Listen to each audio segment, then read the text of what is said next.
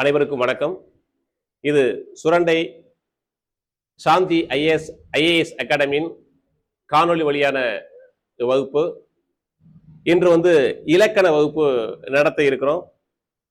இலக்கணம் அப்படின்னா என்ன அப்படிங்கிறத நம்ம தெரிஞ்சுக்கணும். நம்ம இலக்கணம்னா என்னன்னு உங்களுக்கு தெரிஞ்சிருக்கும். ஆனா இலக்கணம்னா என்ன அப்படின்னு சொல்லும் போது அதை இப்படி சொல்றாங்க, மொழி ஆராய்ச்சியின் தோற்றம் இலக்கணம் அப்படிங்கிறாங்க. மொழி ஆராய்ச்சியின் தோற்றம் இலக்கணம் அப்படிங்கிறாங்க.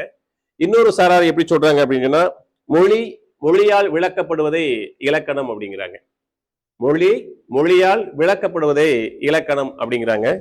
இன்னொரு சாரார் என்ன சொல்றாங்கன்னா, மொழியை கட்டமைப்பது இலக்கணம். மொழியை கட்டமைப்பது இலக்கணம் அப்படிதான் இலக்கணம் வரையறை செய்யறாங்க. இந்த இலக்கணத்தை யாரை எப்படி எழுதுறாங்க அப்படின்னு பார்க்கும்போது ஆராய்ச்சியாளர்கள் மரபு வழி இலக்கணம் எழுதுவோர்னு ஒரு வகையினர் இருக்காங்க. மரபு வழி இலக்கணம் எழுதுவோர்னு ஒரு வகையினர் இருக்காங்க. மொழியியல் அடிப்படையில இலக்கணம் எழுதுவோர்னு ஒரு வகையினர் இருக்காங்க. மொழியியல் லிங்குஸ்டிக்ஸ் மெத்தட், மொழியியல் அடிப்படையில இலக்கணம் எழுதுவோர்னு ஒரு வகையினர் இருக்காங்க. நம்மளுக்கு கிடைச்ச பழமையான இலக்கியம் அப்படி இலக்கணம் அப்படின்னு பார்த்தோம் சொன்னா தொல்காப்பியமும் இன்னொரு இலக்கணம் உண்டு, பாணினியம் என்று சொல்லுவாங்க. இந்த இரண்டு நூல்களும் எப்படி எழுதப்பட்டதுன்னா விளக்க மொழியியல் அடிப்படையில எழுதப்பட்டதாக சொல்றாங்க.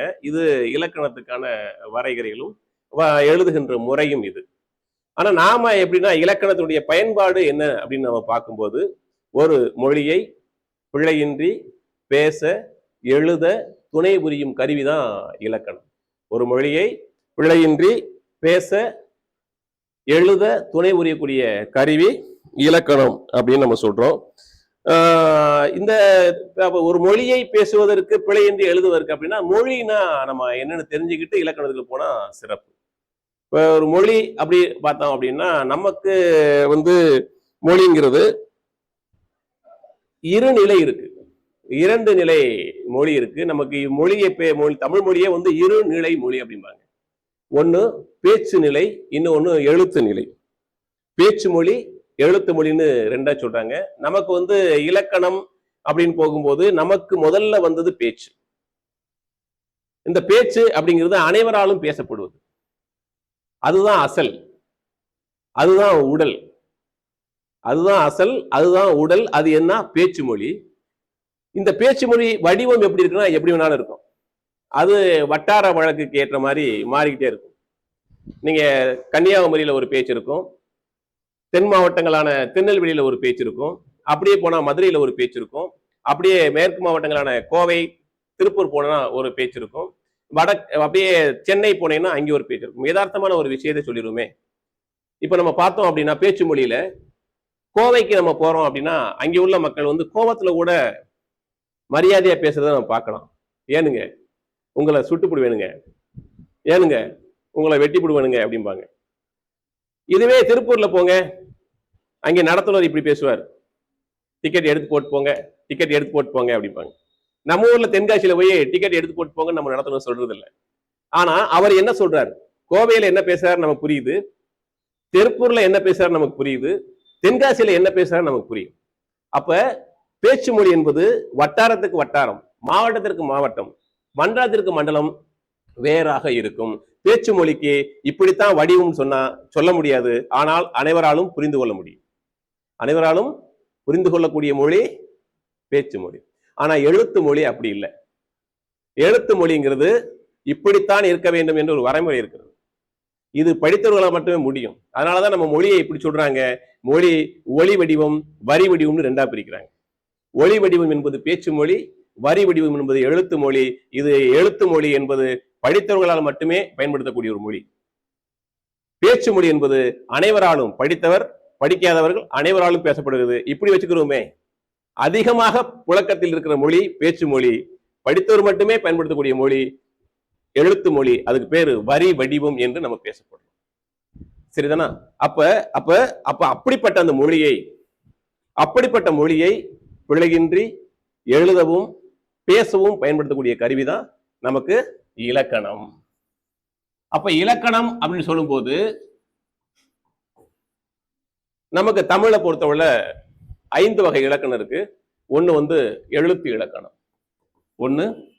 எழுத்து இலக்கணம், 2 சொல் இலக்கணம், 3 பொருள் இலக்கணம், 4 யாப்பு இலக்கணம், 5 அணி இலக்கணம். இலக்கணத்தை பொறுத்தவரை இந்த 5. நமக்கு பேச்சு மொழி தான் முதல்ல வந்தா கூட இலக்கண முறைப்படி அது கட்டமைக்கப்படுகின்ற பொழுது எழுத்தை முதலாக வைத்திருக்கிறார்கள் இலக்கண நூலார். அந்த அடிப்படையில எழுத்துனா என்ன, எழுத்தினுடைய வகைகள் என்ன, எப்படி எப்படிலாம் நம்ம அதை பயன்படுத்திக்கிட்டு இருக்கோம் அப்படிங்கிற விஷயத்த இப்ப நம்ம பார்க்கிறோம். இப்ப நமக்கு எழுத்து இலக்கணம்.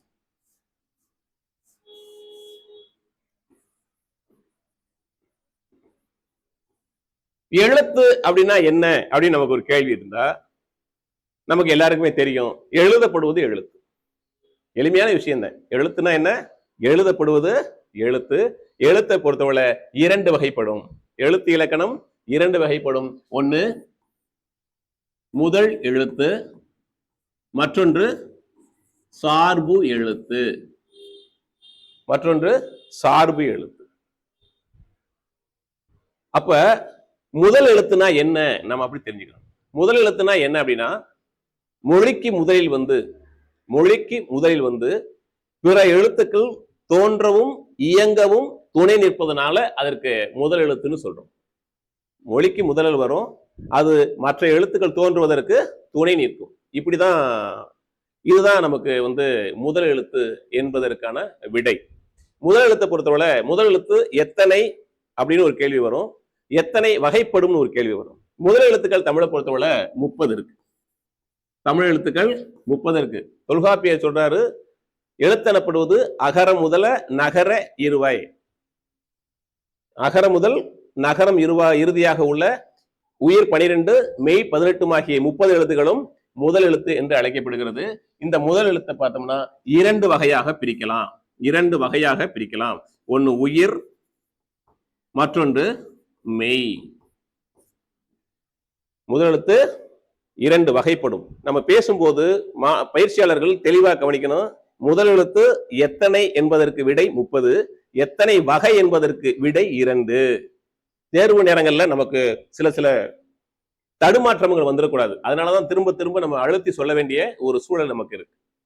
முதல் எழுத்து எத்தனை என்பதற்கு 30, அகர முதல் நகர இருவாய் 30 என்ப. முதல் வகைன்னு பார்க்கும்போது முதல் எழுத்து சார்பு எழுத்து.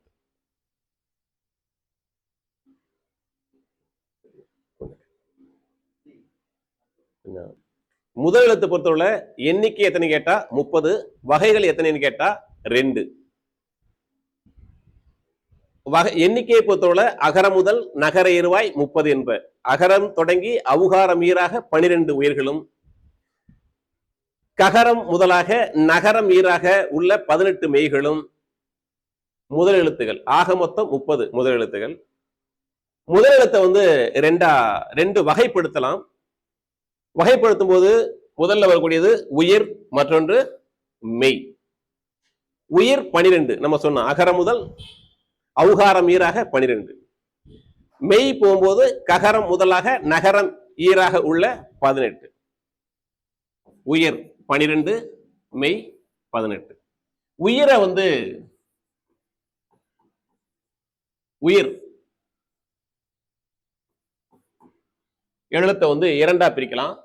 ஒன்று குறில், மற்றொன்று நெடில். குறில்னா என்ன, நெடில்னா என்ன அப்படிங்கிறது எல்லாத்துக்கும் தெரியும். இருந்தாலும் நம்ம சொல்லிடுவோம்.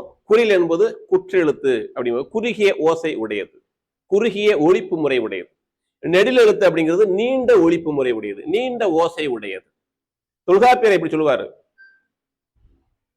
அ இ உ ஏ ஓ அப்பால் 5,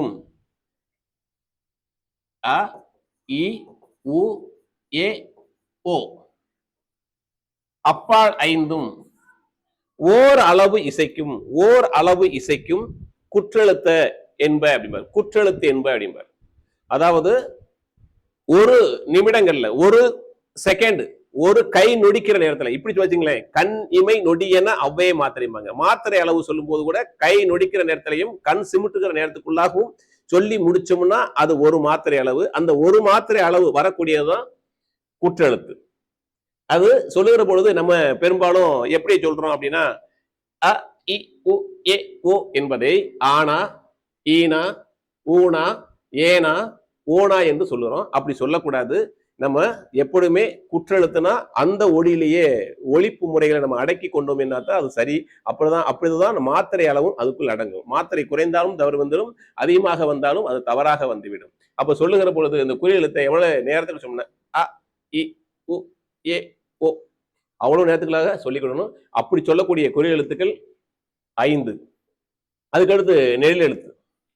நெடில் வந்து உயிரெழுத்துக்கள்ல நெடில் வந்து 7.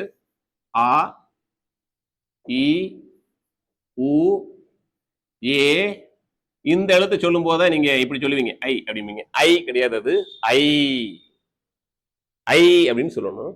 அதுக்கடுத்து ஓ ஔ உச்சரிக்கும் போது ஆ இ உ ஏ ஐ ஓ ஔ இப்படி சொல்லணும். இது 2 மாத்திரை தான் வரும், நீண்டு ஒலிக்கும். ஆ இ உ ஏ ஐ ஓ ஔ அப்பால் 7 ஈரளவு இசைக்கும் நெட்டெழுத்து என்பார் தொல்காப்பியர். 2 மாத்திரை ஒளியில அளவெடுப்பதனால அதுக்கு பேரு நெடில் அப்படிம்பாங்க. இதுதான் உயிரெழுத்தினுடைய வகைகள். உயிரெழுத்து பொறுத்தவரை குறில் நெடில்னு 2 வகைப்படும். உயிரெழுத்தினுடைய எண்ணிக்கை எதனை கேட்டா 12. ஆ முதல் அவுகாரமீராக 12 என்பதை நான் மறுபடியும் சொல்லிக் கொள்கிறேன்.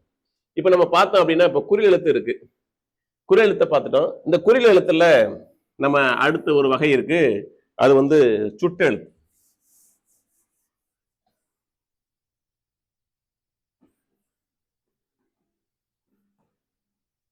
சுட்டெழுத்துகள் சுட்டெழுத்துக்களை பொறுத்தவரை 3.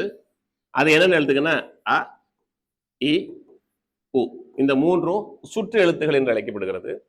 சுட்டெழுத்து என்றால் என்னன்னா ஒன்றை சுட்டி காட்டுவது.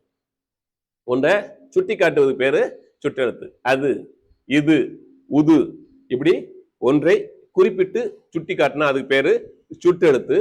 அ என்பதை செய்மை சுட்டும்பாங்க. செய்மை சுட்டு. ஈ என்பதை அண்மை சுட்டு அப்படிம்பாங்க. ஊ என்பது இரண்டிற்கும் பொதுவானது.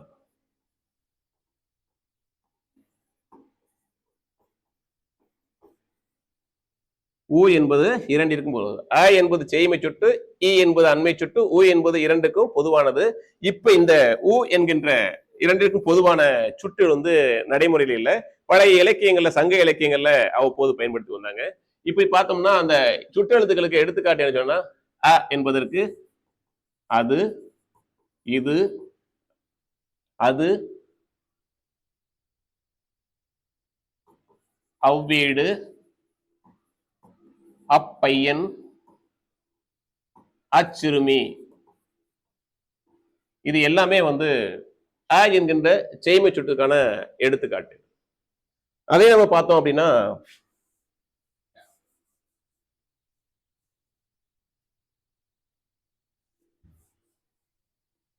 இ என்பதற்கு இது இவ்வீடு இப்பையன் இச்சிறுமி இது எல்லாமே அண்மை சுட்டுக்கு உள்ளது. அண்மை சுட்டுங்கிறது அறிவு உலக குறிப்பது, செய்மை சுட்டு என்பது முன்னாடி உலக குறிப்பது. ஓ என்பது இரண்டுக்கும் பொதுவான அல்லது கண்ணுக்கு புலப்படாத தொலைவுள்ள ஒன்றை குறிப்பது ஊ இப்ப என்பது பயன்பாட்டில் இல்லை. இருந்தாலும் அதுக்கு அப்ப இருந்த சொல்லாட்சிகளை நம்ம மனசுக்குள்ள நிறுத்திக் கொள்வோம். உது உப்பக்கம் உதுக்கான் இதெல்லாம் வந்து ஊ என்பதற்கான எந்த ஊ என்ற சுற்றெழுத்தினுடைய வார்த்தைகள் சொல்லாட்சிகள். இப்ப புரிஞ்சுதா? சுற்றெழுத்துங்கிறது சுற்றெழுத்துக்கள் பொறுத்தவரை எண்ணிக்கை 3. அது அ இ உ. இது சுற்றெழுத்துக்களை பொறுத்தவரை 2 வகைப்படும். சுற்றெழுத்து 2 வகைப்படும். ஒண்ணு என்ன அப்படின்னா அகச்சுட்டு, இன்னொன்னு புறச்சுட்டு. சுட்டு 2 வகை.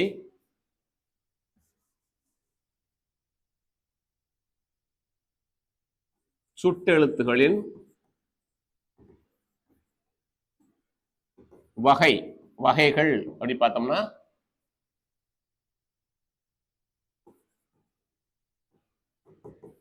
ரெண்டு வகைப்படும். ஒண்ணு வந்து அகச்சுட்டு,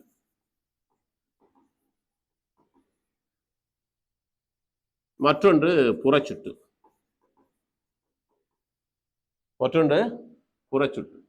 அகச்சுட்டுனா என்ன, புறச்சுட்டுனா என்ன தெரியும். அகச்சுட்டு என்பதற்கு சொல்லின் உள்ளேயே சுட்டெழுத்து இருந்துச்சுன்னா அது அகச்சுட்டு.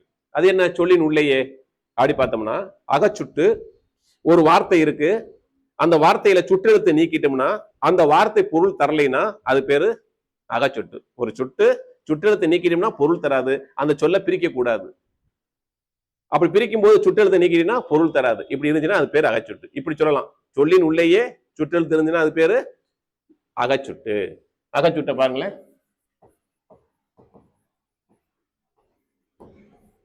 இப்ப அது, இது, உது, இப்படி ஒரு 3 சொல்லாட்சியை நான் காட்டுறேன்.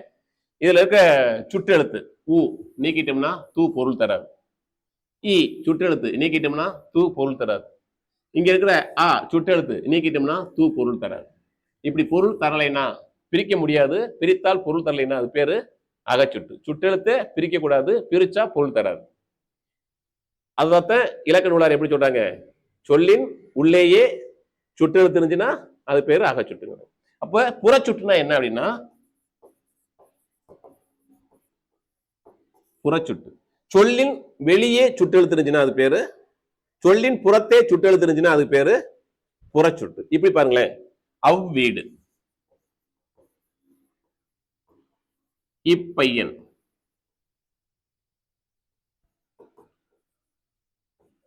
உதுக்கான், இப்படி இருக்கு. இப்படி இருக்கும்போது இப்ப பாருங்க, அவ், ஆ, இ, உ இதெல்லாம் சுட்டெழுத்து. இந்த சுட்டெழுத்தை நீக்கிட்டு வச்சுங்களேன் வீடு பொருள் தரும்.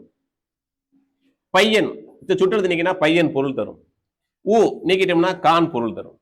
அப்ப சொல்லின் புறத்தே இருப்பது புறச்சுட்டு, சொல்லின் புறத்தே உள்ள, அதாவது சுட்டு எழுத்துல நீக்கினா கூட அந்த சொல்லு பொருள் தரும். பிரிக்கக்கூடிய சொல் புறச்சுட்டு, பிரிக்க முடியாதது அகச்சுட்டு என்று மனைவில் எடுத்துக்கொண்டால் நமக்கு நல்ல நல்ல அது செய்தியாக நமக்கு எடுத்துக்கொள்ளணும்.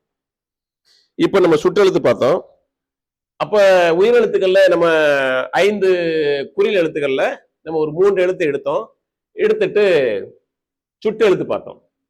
இப்ப என்ன பார்த்தோம்னா, அந்த குறில் இருக்கிற ஏ எடுத்துக்கிடுவோம், உயிர்மை எழுத்து இருக்கிற யா என்கின்ற எழுத்துக்கிடுவோம். அதுக்கடுத்து நெடில் எழுத்துக்கள்ல ஆ என்கிற நெடில் எழுத்து, ஏ என்கின்ற நெடில் எழுத்து, ஓ என்கின்ற இந்த 5 நெல் எழுத்துக்களை எடுத்துக்கிட்டு நம்ம அடுத்த நிகழ்வு போவோம். இப்ப என்னன்னா வினா எழுத்து. இந்த 5ம் வினாவெழுத்துகள். வினாவெழுத்துகள். வினா எழுத்துனா என்ன அப்படின்னு நம்ம பார்த்தோம்னா உங்களுக்கு தெரியும். எந்த எழுத்தெல்லாம் கேள்வி கேட்க,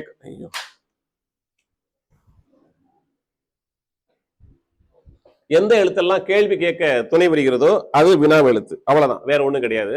நம்ம பொறுத்தவரை இப்ப நமக்கு வினா எழுத்துக்களை பொறுத்தவரை எந்த எழுத்து நம்ம அதிகமா கேள்வி கேட்க பயன்படுத்துறோம் அப்படின்னா ஆ என்கின்ற நெடில் எழுத்து தான் அதிகமா கேள்வி கேட்க நம்ம பயன்படுத்திக்கிறோம். எங்கேயா இருந்தாலும் சரி, எதுவா இருந்தாலும் சரி, நிரம்ப நிகழ்வுகள்ல அதிகமாக கேள்வி கேட்கக்கூடிய எழுத்து வந்து வினா எழுத்து வந்து ஆ என்கின்ற அந்த வினா எழுத்து. எடுத்துக்காட்டு பார்த்தோம்னா நீயா, நானா, அவனா, அவளா, அதுவா, ஆனா, பெண்ணா, இப்படி அதிகப்படியான கேள்விகளை நேரடியாக நிரம்ப கேட்கக்கூடிய ஒரு வினா எழுத்தாக ஆ என்கின்ற வினா எழுத்து இருக்கு. வினா எழுத்தை பொறுத்தவரை 3 வகையா பிரிக்கலாம். முதல் வகை என்னன்னா, மொழிக்கு முதலில் வரக்கூடிய வினா எழுத்து, மொழிக்கு இடையில் வரக்கூடிய,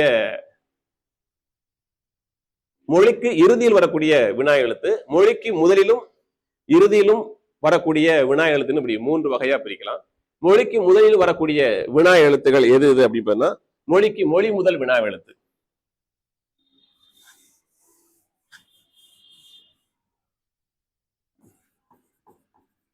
மொழி முதல் வினாவெழுத்து.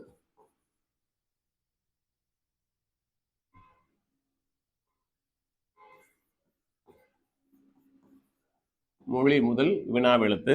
அது என்ன எழுத்து பார்த்தோம்னா ஏ என்கின்ற குறில் எழுத்தும் யா என்கின்ற நெல் எழுத்தும் வந்து மொழிக்கு முதல்ல வருது. இப்ப ஏ என்கின்ற எழுத்து எப்படி வருது?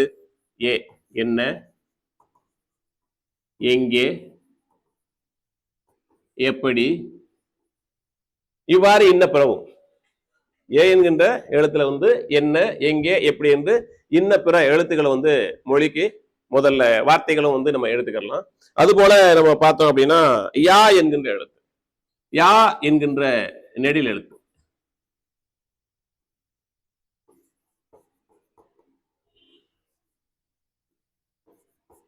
யார், யாது,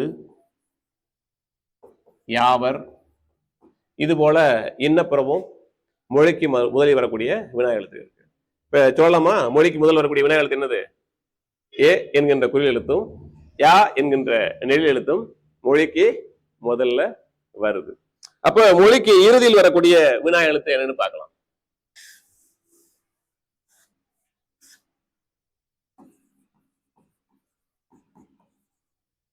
மொழி இறுதி வினா எழுத்து. அப்படி எழுத்து என்னென்ன பார்க்க முடியும்னா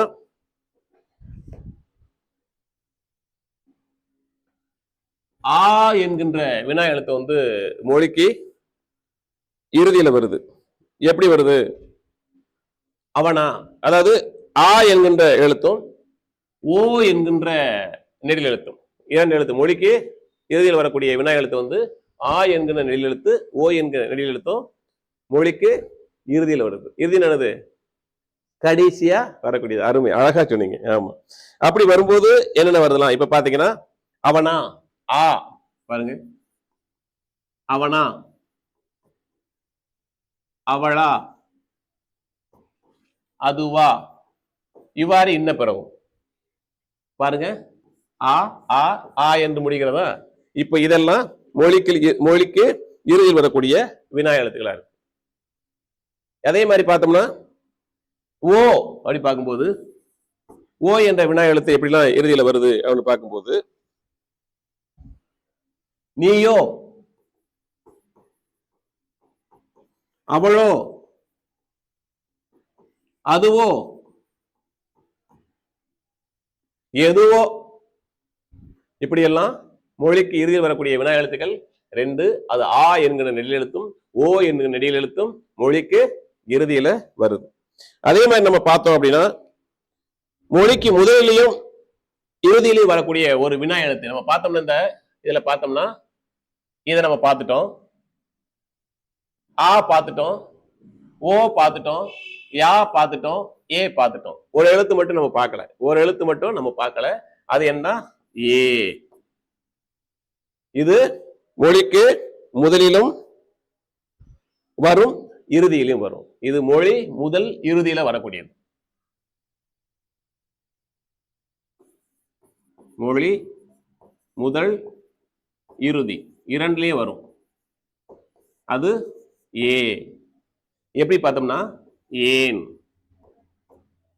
ஏது, மொழிக்கு முதல்ல வருது. சரினா? அதே மாதிரி பார்த்தோம்னா இறுதியில வருது பாருங்களேன், அவனே, அவன் தானே. இது வேண்டாம்.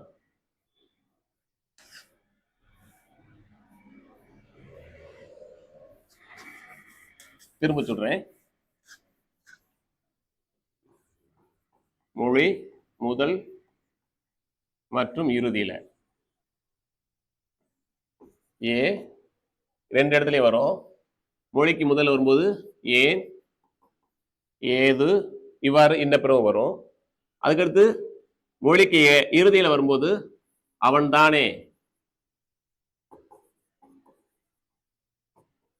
அவள் தானே,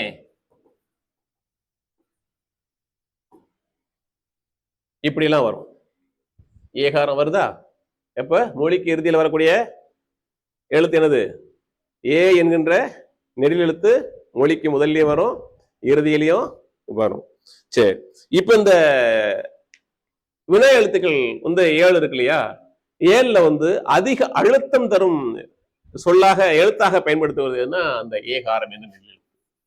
ஏ என்ற நெடில் எழுத்து தான் வந்து அதிக அழுத்தம் தரும் சொல்லா இருக்கு.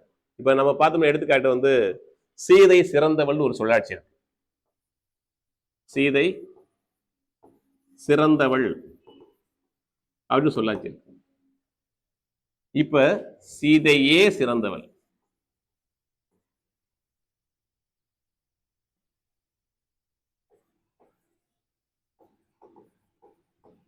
சீதையே சிறந்தவள்.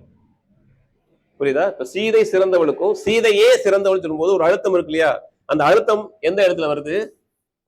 ஏகாரத்தில் வருது. சரிதானா? உணவு மருந்து, உணவே மருந்து. புரியுதா? அப்ப இந்த உணவே என்று சொல்லும்போது ஏகாரம் அழுத்தம் இருக்கு இல்லையா, அப்ப இந்த 5 நம்ம தமிழ்ல உள்ள எழுத்துக்கள்லயே அதிக அழுத்தம் தரும் சொல்லாக இருப்பது இந்த ஏகாரம். நம்ம உயிர் எழுத்துக்களை பார்க்கிற பொழுது இந்த உயிர் எழுத்துக்கள் எங்கெங்கெல்லாம் எப்படியெல்லாம் நமக்கு ஒரு கேள்வியாக பதிலாக வருகிறது என்பதை நம்ம கடந்து போகணும். அப்படி பார்க்கும்போது இந்த ஏகாரம் என்ன செய்யுது? அதிக அழுத்தம் தரும் எழுத்தாக நிரம்ப இடங்கள்ல வருது. இப்ப இந்த ஏகாரம் என்ன செய்யுது அப்படின்னா தான் என்று மருவி வருகிறது.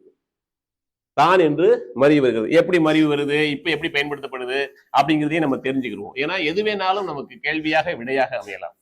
அதனால அதையும் நம்ம தெரிந்து கடந்து செல்வது மகிழ்ச்சியா இருக்கும். இப்ப நம்ம பார்த்தோம் அப்படின்னா உணவு மருந்து, இது எப்படி வந்துச்சு? உணவே மருந்து. இப்ப எப்படி பயன்படுத்துறோம்? உணவுதான் மருந்து. இந்த ஏகாரம் என்னவாது? தான் என்று மாறி. சீதை சிறந்தவள், சீதையே சிறந்தவள், சீதைதான்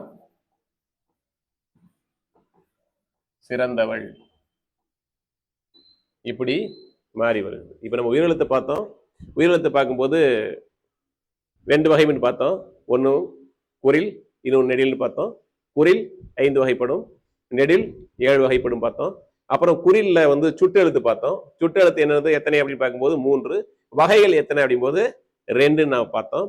அப்புறம் குறில்ல இருக்கிற ஏ என்கின்ற குறில் எழுத்தையும், அப்புறம் உயிர்மை எழுத்து யா என்கின்ற எழுத்தையும், அப்புறம் ஆ என்கிற நெடில் எழுத்து, ஏ என்கிற நெடில் எழுத்து, ஓ என்கின்ற நெடில் எழுத்து ஆக 5 எழுத்துக்களையும் சேர்த்து அது வினா எழுத்து அப்படின்னு நம்ம படித்தோம். வினா எழுத்தை பொறுத்தவரை 3 வகைப்படும்னு படித்தோம். 3 வகையில மொழிக்கு முதலில் வருவது, மொழிக்கு இறுதியில் வருவது, மொழிக்கு முதலிலும் இறுதியில் வருதுன்னு நம்ம படித்தோம். இப்ப உயிரெழுத்து முடிஞ்சு வச்சா அப்படின்னு சொன்னா இன்னொரு விடயம் அதுல இருக்கு. நமக்கு நம்ம அதை முடிச்சிட்டோம் அப்படின்னு சொன்னா அது அந்த உயிரெழுத்தை நம்ம கடந்து அடுத்து மெய் எழுத்துக்கு நம்ம போறோம். அதுக்கடுத்து வந்து என்ன இருக்குன்னா இனவெழுத்து.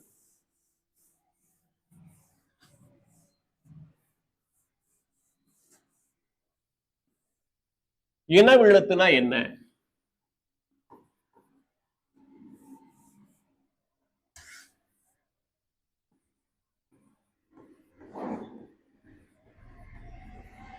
இனவெழுத்து, இனவெழுத்துனா என்ன அப்படி கேள்வி கேட்டா என்ன பதில் சொல்லுவீங்க? இனவெழுத்து அப்படின்னு கேள்வி கேட்டோம்னா என்ன பதில் சொல்லுவோம் அப்படின்னா, இனவெழுத்து என்றால் என்ன என்ற கேள்விக்கு என்ன சொல்றாங்கன்னா, ஓர் எழுத்து பிறக்கின்ற இடம், ஒழிக்கின்ற முயற்சி. ஓர் எழுத்து வேணாம், எழுத்து பிறக்கின்ற இடம், ஒழிக்கும் முயற்சி, கால அளவு. எழுத்து பிறக்கின்ற இடம், ஒழிக்கும் முயற்சி, கால அளவு. இதுல ஏதேனும் ஒரு வகையில ஒத்து வந்தா அதுக்கு பேரு இனவெழுத்து. இனவெழுத்தை என்ன சொல்றாங்க அப்படின்னா நட்பு எழுத்துன்னு இப்ப சொல்றாங்க. இனவெழுத்து என்றாலும் நட்பு எழுத்து என்றாலும் ஒன்றுதான் என்று பயன்படுத்தி கொண்டிருக்காங்க. ஆனா ஓரிடத்திலிருந்து பிறக்கின்ற எழுத்து இனவெழுத்தாக எடுத்துக்கொள்ள வேண்டும். ஒரு இடத்திலிருந்து பிறந்த எழுத்துக்கும் இன்னொரு இடத்திலிருந்து பிறந்த ஒழிப்பு முறைக்கும் ஒரு ஒற்றுமை இருந்துச்சுன்னா அதை நட்பெழுத்தாக எடுத்துக்கொள்வது சால சிறந்தது. ஆனாலும் இலக்கண நூலார் என்ன சொல்றாங்கன்னா இனவெழுத்தும் நட்பெழுத்தும் ஒன்றே என்று சொன்னால நீங்க அதையே பின்பற்ற வேண்டும். இது ஒரு தகவலுக்காக நான் சொல்லி கடந்து செல்கிறேன். இப்ப இனவெழுத்தை பொறுத்தவரை ஆ என்கின்ற இப்ப அ இருக்கு, அ என்கின்ற குறியெழுத்துக்கு ஆ என்பது நெடில் எழுத்து, அதுதான் இனவெழுத்து. அ என்ற குறியெழுத்துக்கு ஆ என்ற நெடிலெழுத்து தான் இனவெழுத்து. இப்ப அ எப்படி பிறக்குது அப்படி பார்த்தோம்னா, வாயை திறந்தலால் பிறக்கும் அப்படின்னு சொல்லி தொல்காப்பியர் சொல்றாரு. வாயை திறந்தோம்னா அ. நன்னூலார் என்ன சொன்னாங்க, சும்மா வாயை திறந்தா பிறக்காதுங்க, கொஞ்சம் முயற்சி பண்ணணும், சவுண்ட் விடணும், சும்மா அ சொன்னா வராது, ஆ அப்படின்னு சொல்லி கொஞ்சம் சத்தம் எழுப்பினாத்த வரும். அப்ப அவற்றுள் முயற்சியில் வந்து அ பிறக்கும் அப்படிங்கிறாங்க. அப்ப ரெண்டு வித்தியாசம் இருக்கு நமக்கு. தொல்காப்பியர் வாயை திறந்தா அ பிறக்குங்கிறாரு, நன்னூலார் என்ன செய்யறாங்க, கொஞ்சம் முயற்சி பண்ணா அ பிறக்குங்கிறாங்க. நீங்க வாயை திறந்தா பிறக்கிற ரெண்டு எழுத்து என்னது, அ ஆ. இப்ப பிறக்கிற இடம் ஒரே மாதிரி இருக்கா, ஒலிக்கு முயற்சியில வேறுபாடு இருக்கலாம், பிறக்க ஒரே மாதிரி பிறக்குது, அ குறில் குறைவாகவும் ஆ மீண்டும் ஒலிக்குது, அது சின்ன வேறுபாடு இருக்கலாம். ஆனா பிறக்கும் இடம் ஒரே போல இருக்கிறதுனால அ என்கின்ற குறியெழுத்துக்கு ஆ என்கிற நெடிலெழுத்து இனவெழுத்தாகிறது, நட்பெழுத்தாகிறது. அதுக்கடுத்து பாத்தீங்கன்னா இ என்ற குறியெழுத்து இ என்ற நேரெழுத்துக்கு இனவெழுத்தாகிறது. இ அப்படின்னு சொன்னா பிறகு இடம் ஒரே மாதிரி இருக்கா, ஈன்னு பல்ல காட்டாத அப்படின்னு சொல்லுவாங்க. ஆமா தானே, நம்ம ஒரு நடைமுறையில ஈன்னு பல்ல காட்டாதுன்னு சொல்லுவாங்க. இப்ப ஈ சொன்னா பல்ல காட்டியே ஆகணும், ஈ சொன்னா பல்ல காட்டியே ஆகணும். எப்படி, ஈ புரியுதா, அப்ப ஈன்னு சொன்னா நல்லா பல்ல காட்டணும். ஒரு சான்றுக்காக சொல்றேன், இது அப்படி சொல்லாம சொல்ல முடியாது. அப்ப நெடிலா சொல்லும் போது அப்ப பிறக்கின்ற இடமும் ஒலிக்கின்ற முயற்சியும் ஒன்று போலவே இருக்கனால இ என்கின்ற குரிலுக்கு இ என்கின்ற நெடில் இனவெழுத்தாக. அதுக்கடுத்து பாத்தீங்கன்னா உ ஊ, இதே நீங்க பாத்தீங்க அப்படின்னா உ என்கின்ற குரிலுக்கு ஊ என்பது என்ற நெடில் எழுத்து இனவெழுத்தாகிறது. இதழ் குவிவதால் உ ஊ பிறக்கும், இதழ் குவிவதால் உ ஊ பிறக்கும். நீங்க இதழ் குவியாம உ ஊ சொல்லி பாருங்க, சொன்னா 100 ரூபாய் கொடுத்துடலாம். நம்ம எழுத்து முறைகள்ல ஒழிப்பு முறைகள்ல என்ன செய்ய முடியாது, மாற்றி உச்சரிக்க ஒழிப்பு முறைகளே எழுப்ப முடியவே முடியாது, சரிதானா. அப்ப உ என்கின்ற குறிலும் ஊ என்கின்ற நெடிலும் ஒரே ஒழிப்பு முறைகள்ல பிறக்குது, அதனால ஒரே இடத்துல இருந்து பிறப்பதனால அதுக்கு பேரு அது இனவெழுத்தாகிறது. ஏ என்பது ஏ என்ற நெடிலெழுத்துக்கு இனவெழுத்தாகிறது. நான் ஐ என்கின்ற நெடிலெழுத்தை நான் விட்டுறேன், நான் அப்புறம் சொல்றேன். அதுக்கடுத்து ஓ ஓ என்கின்ற குறியெழுத்துக்கு ஓ என்ற நெடிலெழுத்து இனவெழுத்தாகிறது. இப்ப இன்னொரு எழுத்து என்ன இருக்கு, அவு, அப்படிதான் சொல்லணும், அவு அப்படி சொல்லக்கூடாது, அவுன்னு நல்லா சொல்லணும், அவு ஐ அப்படிதான் சொல்லணும், ஐ அப்படி சொல்லக்கூடாது. அப்படி என்ன செய்யும், மாத்திரை குறைஞ்சிரும். அப்ப உச்சரிக்கும் போது என்ன செய்யும், அது தவறுகளா மாறிடும். ஐ குறைஞ்சினா அது ஐகார குறுக்கமாக மாறிவிடும், அவு குறைந்தா அது அவ்வார குறுக்கமாக மாறிவிடும். இது முழுமையான எழுத்து, சரிதானா. அப்ப ரெண்டு எழுத்து என்ன விட்டோம், ஐ விட்டோம், அவு விட்டோம். இப்ப ஐன்னு சொல்லும்போது எப்படி முடியுது, ஈன்னு ஒரு சவுண்ட் வருதா, ஒளி வருதா, ஐ ஈ வருதா. அப்ப எங்க எது ஒரே மாதிரி இருக்கு, எந்த எழுத்துல ஒரே மாதிரி இருக்கு, இ ஒரே மாதிரி இருக்கா. அப்ப இ என்பது ஐ என்கின்ற நெடிலெழுத்துக்கு இனவெழுத்தாகிறது. நம்ம கேள்விகள் எப்படி கேட்பாங்க அப்படின்னா, எதுக்கு இனவெழுத்து கேட்டாலும் நீங்க சொல்லிடுவீங்க. ஆனா ஐ என்கின்ற இனவெழுத்துக்கு இ என்பதை நம்ம தெளிவாக வைத்துக் கொள்ள வேண்டும். ஏன்னா இதுதான் சில நேரங்களில் நமக்கு தடுமாற்றத்தை ஏற்படுத்தும். அந்த அடிப்படையில் நீங்க தெளிவா இருக்க வேண்டியது, ஐ என்கின்ற நெல்லெழுத்துக்கு ஆ என்பது இனவெழுத்து. இப்ப இன்னொரு எழுத்து என்ன இருக்கு, சொல்லும்போது எப்படி முடியுது, ஊ முடியுதா, ஊன்னு முடியுதா. அப்ப இனவெழுத்து என்னவா இருக்கணும், அருமை, அழகா சொன்னீங்க பாருங்க. அப்ப உ என்பது ஔகாரம், அவ் என்கின்ற நெல் எழுத்துக்கு இனவெழுத்து என்னது, உ. புரியுதா. இப்ப ஆ என்பதற்கு ஆ இனவெழுத்து, ஈ என்பதற்கு ஈ இனவெழுத்து, உ என்பதற்கு ஊ இனவெழுத்து, ஏ என்பதற்கு ஏ இனவெழுத்து, ஓ என்பதற்கு ஓ இனவெழுத்து, ஔ என்பதற்கு உ இனவெழுத்து, ஐ என்பதற்கு இ இனவெழுத்து. புரிஞ்சிருச்சா. ஆமா. அப்ப ஒரு உயிரெழுத்துன்னு சொல்லும் போது நம்ம அ முதல் அவ்வுன்னு கடந்து போவதை விட உயிரெழுத்துக்குள்ள எத்தனை கேள்விகள் அடங்கியிருக்கு, எத்தனை பதில்கள் அடங்கியிருக்கு அப்படிங்கிறதோட நம்ம விரிவா பார்த்தோம் அப்படின்னு சொன்னா அந்த இலக்கணத்தை முழுமையாக எடுத்து சொல்ல நமக்கு வசதியா இருக்கும். சரிதானா? இப்ப உயிரை முடிச்சிட்டோம். உயிர் எழுத்துக்கள் எத்தனை? 12. உயிரெழுத்து எத்தனை வகைப்படும்? 2. சரிதானா? இப்ப கேள்விகளை நான் மறுபடியும் சொல்றேன். வகைகள் வேறு, எண்ணிக்கை வேறு. தெளிவாக இருக்க வேண்டும். நம்ம சிறு குழப்பங்க, இரண்டுக்கும் விடை தெரியும் என்பதால் நம்முடைய மனம் சில நேரம் பிறழ்ந்து விடும். அதுல தெளிவா கடந்து போகும். அதுக்கடுத்து பார்த்தோம்னா மெய் எழுத்து. முதலெழுத்துல 2வது வகை மெய் எழுத்துகள்.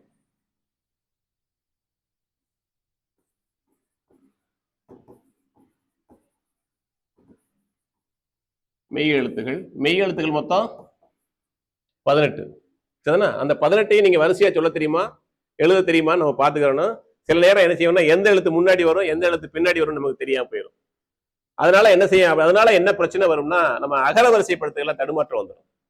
அதனால நீங்க ஒரு முறை நோட்ல எழுதி வச்சுக்கணும். எப்பவுமே என்ன மெய் எழுத்துக்கள் எத்தனை அப்படின்னா 12. 12ஐயும் வரிசைப்படுத்தி நம்ம எழுதி வச்சுக்கிட்டோம்னா எப்பொழுதுமே பயனுள்ளதா இருக்கும். இப்ப பாத்தீங்கன்னா இக், அதுக்கடுத்து இங்கு, இச்சு, இஞ்சு, இட்டு, இன்னு, இத்து, இம்மு, இ, இர், இல், U, will, will, will, it, இன். சரியா இருக்கா? 18 இருக்கா? எது மாற்றம் இருக்கா? எது விடுபட்டு இருக்கா? ஏதோ எழுத்து இல்லாம இருக்கு. இக்கு, இஞ்சு, இக்கு, இங்கு, இச்சு, இஞ்சு, இட்டு, இன்னு, இத்து. இப்ப என்ன விட்டு இருக்கு? 2 எழுத்து விடுபட்டு இருக்கு. அது என்னது? மாத்தி எழுதியிருக்கேன். திருப்பி எழுதுறேன். இக்கு, இங்கு, இச்சு, இஞ்சு. சரியா வந்துச்சா? இட்டு, இன்னு, இத்து, இந்து, இப்பு, இம்மு. சரினா? இர், இல், யு, இல், இல், இட், இன். இப்ப சரியா வந்துச்சா? சரியா தெளிவாயிடுச்சா? அப்ப முதல்ல உள்ளது எது விடுபட்டுங்கிறத கண்டுபிடிச்சிட்டீங்க. ஏன்னா நமக்கு கண்டுபிடிக்கிறது இது நம்ம எழுதும் போது விடுபட்டுருது. அது நமக்கு எங்க இருக்குன்னு தெரியும். நமக்கு எங்கே குழப்பம் வரும்னா இந்த இடத்துல தான் குழப்பம் வரும். இந்த இடத்துல குழப்பம் வரும். இந்த எழுத்து முன்னாடி வருதா, இந்த எழுத்து முன்னாடி வருமா, இந்த எழுத்து முன்னாடி வருமானு குழப்பம் வரும். இது 2ல குழப்பம் வரும், அல்லது இதுல குழப்பம் வரும்.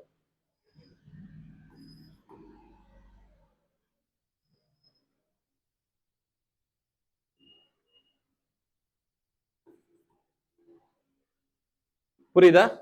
இக், இங்கு, இச், இஞ்சு, இட்டு, இன்னு, இத்து, இந்து, இப்பு, இம்மு, இ, இர், இல், யு, இல், இல், இட், இன். புரிஞ்சுச்சா? இப்ப நமக்கு இது வரைக்கும் பிரச்சனை கிடையாது. இது வரைக்கும் எந்த பிரச்சனையும் தடுமாற்றமும் வருவதற்கான வாய்ப்பு இல்லை. எங்கே வரும்னா இந்த இடங்கள்ல வரும். இந்த 3 இடங்கள்ல வரும். 3 இடங்கள்ல வரும். வரும்போது இதுல முதல்ல வந்துடும் பல் இனல் அகரம். இதுக்கு பேர். அதுக்கடுத்து சிறப்பு அகரம் வரணும். சிறப்பு அகரம் ஏன் சொல்றோம்? சிறப்பு அகரம்னா இது தமிழ் மொழியில மட்டும்தான் இருக்கு. தமிழுக்கே உரிய சிறப்பு என்பதனால இதுக்கு பேரு சிறப்பு அகரம்ங்கிறோம். இதை பொது அகரம். இது பொது அகரம். சரிதானா? இப்படி 18 எழுத்துக்களும் வரிசையா வரணும். இப்படி வரல அப்படின்னா என்ன ஆகும் அப்படின்னா அகர வரிசைப்படுத்துதல தடுமாற்றம் வந்துடும். அதனால அகர வரிசைப்படுத்துறதுக்கு ரொம்ப அவசியமான ஒன்று இந்த மெய்யெழுத்தினுடைய வரிசையை கண்டிப்பாக தெரிந்திருக்க வேண்டும். உயிரெழுத்துக்குடைய வரிசையை கண்டிப்பாக தெரிந்திருக்க வேண்டும். அதனால உயிரெழுத்துக்களையும் மெய்யெழுத்துக்களையும் அவ்வப்போது எழுதி அப்பப்போ நம்ம பார்த்துக்கிட்டே வந்தா நமக்கு அது நம்ம மனத்துல நிற்கும். எளிமையாகவும் அகர வரிசைப்படுத்துறதுக்கு வசதியாக இருக்கும். இப்ப புரிஞ்சிச்சா? சரி, மெய்யெழுத்தை பொறுத்தவரை 3 வகையை படுத்தலாம். 3 வகையா படுத்துவாங்க. 3 வகை. அது எண்ணிக்கை 18, வகை 3. 1 வல்லினம், 2 மெல்லினம், 3 இடையினம். வல்லினம்னா என்ன, மெல்லினம்னா என்ன, இடையினம்னா என்னன்னு ஒரு கணக்கு இருக்கு. நமக்கு எல்லாம் உங்களுக்கே தெரியும். வல்லினம்னு கேட்டா என்ன சொல்லுவீங்க? கசட தவிர வல்லினம். அருமையா சொல்லுவீங்க. நானும் அப்படியே நீங்க சொன்னதை எழுதுறேன். கசட தவிர வல்லினம். அங்க என்ன ஞங்கண்ண ஞங்கண்ண நம்மண்ண மெல்லினம் யர ல வ ழ ல யரல வளல இடையினம். சரிண்ணா? அப்போ வல்லினம்னா என்ன, மெல்லினம்னா என்ன, இடையினம்னா என்ன தெரியணும். வல்லினம்னு ஏன் சொல்றேன்?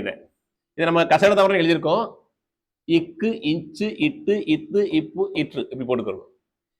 இங்கு இஞ்சு இன்னு இந்து இம்மு இன்னு இ இர் இல் இவ் இல் இல். சரிண்ணா? இத நமக்கு ஏன் இதை வல்லினம்னோ, இதை ஏன் மெல்லினம்னோ, ஏன் இடையினம் அப்படிங்கிறத நம்ம தெரிஞ்சுக்கணும். மெல்லினம் வல்லினம் இடையினம் அப்படின்னா என்னன்னு தெரியும். வல்லினம் அப்படிங்கிறது வந்து கசட தவறுன்னு சொல்றோம். அது ஒரு ஹார்டு சவுண்டு, முரட்டுத்தனமான சவுண்டு. அதை வந்து மென்மையா சொல்லணும். இக்கு இச்சு இட்டு இத்து இப்புங்கிறத மென்மையா சொல்ல முடியாது. அதனுடைய சவுண்ட் எப்படி இருக்கு, ஹார்டா இருக்கா. அதனால அது ஒரு கனத்த ஒளியோட வர்றதுனால அதுக்கு பேரு வல்லினம் அப்படின்னு சொல்றோம். இதை பாத்தீங்கன்னா நம்ம இங்கு இஞ்சு இன்னு இந்து இம்மு இன்னு இதை வந்து ஹார்டா சொல்ல முடியாது, மென்மையா சொல்ல முடியும். இங்கு அதை எவ்வளவு சத்தம் போட்டு சொன்னாலும், ஒலிப்பு முறை வந்தாலும் ஒலிப்பு முறை என்னவா இருக்கும், மென்மையா இருக்கும். அப்ப மெல்லிய ஓசை உடையது மெல்லினம், கரடுமுறான ஓசை உடையது வல்லினம். அப்ப இடையினம்னா என்ன அப்படின்னா, இந்த அளவுக்கு கடினமா இருக்காது, இந்த அளவுக்கு மென்மையா இருக்காது. சரிதானா? இது போன்று கடினமா இருக்காது, இதை விட மென்மையா இருக்காது. இதுக்கும் இடைப்பட்ட ஓசை வந்ததுனால இதுக்கு பேரு இடையினம். வல்லின எழுத்துக்கும் இடையின எழுத்துக்கும் வெள்ளின எழுத்துக்கும் இடைப்பட்ட ஓசை வர்றதுனால அது பேரு இடையினம். சரிதானா? இதுலயும் இன எழுத்துக்கள் உண்டு, இதுலயும் மெய் எழுத்துக்கள்லையும் இன எழுத்துக்கள் உண்டு. அதை நம்ம பார்த்துருவோம். இப்ப புரிஞ்சுச்சா? மெய் எழுத்துக்கள் எத்தனை? 18. அழகு. மேலெழுத்து வகைகள் எத்தனை? 3. அருமை அருமை. சரிதானா? இதை நம்ம நினைவில் வச்சுக்கணும். வகைகள் வேறு, எண்ணிக்கை வேறுங்கிறத தெளிவா வச்சுக்கிறோம். சரி,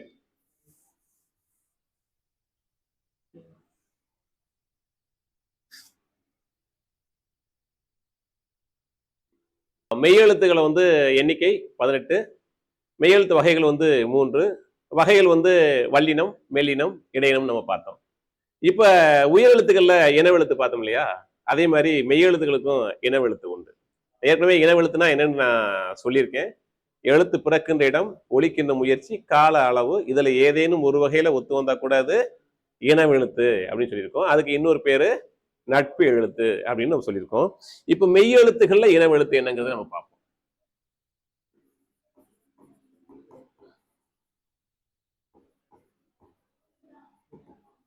இப்ப ஈக்கு இருக்கு இல்லையா, ஈக்குக்கு இங்கு இனவெழுத்து.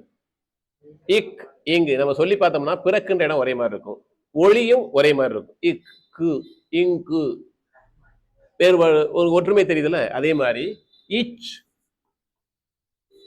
இஞ்சு சூன்னு முடிகிற மாதிரி இருக்கும். பிறக்கின்ற இடமும் ஒலிக்கின்ற முயற்சியும் ஒரே அளவு ஒரே போலவே இருக்கும். இட்டு இன்னு ரெண்டும் பிறக்கின்ற இடம் ஒரே மாதிரி, ரெண்டும் அழுத்தம் வரும். இப்ப நீங்க ஆங்கிலத்துல வந்து எழுதும் போது இத இந்த ஒலிப்பு முறைகள்ல இதை நீங்க பயன்படுத்தினீங்கன்னா இதனுடைய தெரியும்.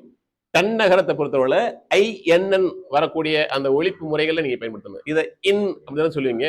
ஆமா, இப்படி பயன்படுத்தக்கூடாது, இன் அப்படின்னு பயன்படுத்தக்கூடாது. இந்த அடிப்படையில் நீங்க பயன்படுத்தினீங்கன்னா இதனுடைய ஒலிப்பு முறை வேறுபாடு. நமக்கு எப்பவுமே ஒலிப்பு முறையில நம்ம சரியாதான் உச்சரிக்கிறோம், பேசுறோம். ஆனா திடீர்னு அது தன்னகரமா ரன்னகரமான்னு கேள்வி வரும்போது நம்ம தடுமாறணும். அப்ப அந்த வார்த்தைகளை சொல்லி பார்த்தாலே உங்களுக்கு புரியும். கண்ணன் என்று சொல்வதற்கும் மன்னன் என்று சொல்வதற்கும் வேறுபாடு இருக்கு. மன்னன் என்று சொல்வது மென்மையா சொல்றீங்க, அப்ப அது ரன்னகரம். கண்ணன் என்று சொல்லுகின்ற பொழுது அழுத்தம் நம்ம இயல்பாவே கொடுக்கிறோம். அப்ப அழுத்தம் தரும் சொல்லு வந்து தன்னகரம். த பக்கத்துல இருக்கும்போது அதனுடைய அழுத்தம் அந்த இன்னுக்கும் போய் சேரும். அந்த ஒலிப்பு முறைகளும் இன்னுக்கு போல இருக்கும். ரெண்டும் பிறக்கின்ற இடமும் ஒலிக்கும் முயற்சியும் ஓரளவே இருக்கும், ஒரே அளவுடையதாக இருக்கும். அதனால வந்து அந்த இன்னை வந்து IN என்கின்ற அந்த ஒலிப்பு முறைகளை நம்ம பயன்படுத்தினா நமக்கு புரிந்து கொள்ளவும் பேசும்போதும் பேசுவதை அளவிடவும் நமக்கு தெளிவா இருக்கும். அதே மாதிரி பார்த்தோம் அப்படின்னா இத்து, அதுக்கு இனவெழுத்து வந்து இந்து. இத் இந்து பிறக்கின்ற இடம் ஒலிப்பு முறையும் ஒரே மாதிரி இருக்கும். இப்பு இம்மு, இதில் மேலுதடும் கீதடும் ஒட்டும். இதுக்கு இது இனவெழுத்தாகிறது. அதே நம்ம பார்த்தோம்னா இங்கே பார்த்தோம் அப்படின்னா இ இதுக்கு இனவெழுத்து அதுதான். இர், இதுக்கு இனவெழுத்து அதுவே. இந்த இல் நான் பேசல, அதை நான் வச்சிருக்கோம், நினைவு வச்சுக்கோங்க, இருக்கட்டும். அதுக்கடுத்து இவ், அதுக்கு இனவெழுத்து அதுதான். அதுக்கடுத்து பாத்தீங்கன்னா இல், அதுக்கு இனவெழுத்து அதுவே தான். அதுக்கடுத்து ஒரு எழுத்து இருக்காது இல், இந்த எழுத்தை நினைவு வச்சுக்கோங்க, நான் வர்றேன். அதுக்கடுத்து இட், இனவெழுத்து இன். இதுக்கு பக்கத்துல இது வர்றதுனாலதான் இதுக்கு பேர் ரன்னகரம் பேர். ரன்னகரம். இதை ஒழிப்பு முறைகளை நம்ம ஏற்கனவே சொன்னது போல இந்த ஒழிப்பு முறைகளை IN என்கின்ற அந்த உச்சரிப்போட அந்த ஒழிப்பு முறைகளை பயன்படுத்திங்கன்னா அந்த ரன்னகரத்தினுடைய ஒழிப்பு முறைகள் நமக்கு எளிமையாக வரும். இப்ப நம்ம பார்த்தோம், இக்கு இங்கு இனவெழுத்து, இச்சுக்கு இஞ்சு இனவெழுத்து, இட்டுக்கு இன் இனவெழுத்து, இத்துக்கு இந்து இனவெழுத்து, இப்புக்கு இம் இனவெழுத்து, இற்றுக்கு இன் இனவெழுத்துன்னு பார்த்தோம். இப்ப ரெண்டு எழுத்துக்களை மட்டும் நம்ம சுழிச்சு வச்சிருந்தோம். ஒன்னு இல், இன்னொன்னு இல். இந்த ரெண்டு பேருக்கும் ஒரு ஒழிப்பு முறை இருக்கு. இந்த ரெண்டு எழுத்துக்களுக்கு இதை உச்சரிக்கும் போது இல் என்று பயன்படுத்த வேணும். இதை உச்சரிக்கும் போது ILL போட்டு ஒழிப்பு முறையில் எப்படி வருமோ அந்த அடிப்படையில் நீங்க ஒழிப்பு முறையில் வச்சுக்கிங்கன்னா உங்களுக்கு இந்த ரெண்டு எழுத்துக்குமான வேறுபாடு தெரியும். கல் என்பதற்கும் கள் என்பதற்கும் வேறுபாடு இருக்கு இல்லையா? நீங்க சொல்லும் போதே தெரியும்.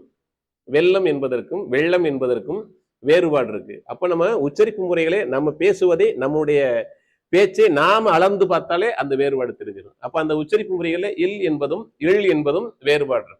இந்த இழுக்கு ஏன் சுழிச்சு வச்சோம் அப்படின்னு ஒரு கேள்வி உங்களுக்குள்ள வருது. இந்த இழுக்கு இனவெழுத்து எது அப்படின்னா இந்த இட்டும் இன்னும் இனவெழுத்து. இட்டும் இன்னும் இனவெழுத்து நம்ம பார்க்கும்போது கூட இப்ப எப்படி நம்ம பார்க்கிறோம், எங்கேயாவது இதுக்கு தொடர்பு இருக்கான்னு பார்த்தோம்னா இப்ப ஒண்ணு கிடையாது. நாள் கூட்டல் காட்டி அப்படின்னு ஒரு வார்த்தை இருக்கு. இது எப்படி பிரிப்பீங்க, சேர்ப்பீங்க? நாட்காட்டின்னு மாத்தணும் இல்லையா? இந்த இள்ளு இட்டு இன்னு ஒழிப்பு முறைகள்ல பிறக்கின்ற இடங்கள்ல ஒரே இடத்துல பிறக்குது.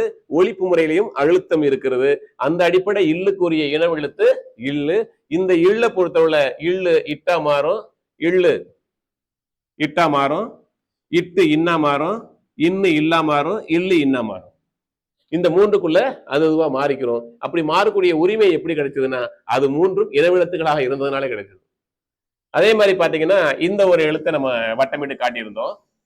இந்த எழுத்துக்குரிய இனவெழுத்து எங்க இருக்குன்னா இல். கல் கூட்டல் கண்டு எழுதுறோம். அப்படி கல் கூட்டல் கண்டு எப்படி சேர்த்து எழுதுவோம்? கற்கண்டு எழுதுறோம் இல்லையா? இந்த எழுத்து மூன்றும் இனவெழுத்துக்களா இருந்ததுனால ஒழிப்பு முறைகளையும் இற்று இன் இல் பிறக்கின்ற இடம் ஒன்று போலவே இருப்பதனால இதுக்கு இது இனவெழுத்தாது. இப்ப மெய்யெழுத்துடைய இனவெழுத்து நீங்க இப்படி பாத்தீங்கன்னா உங்களுக்கு புரியும்.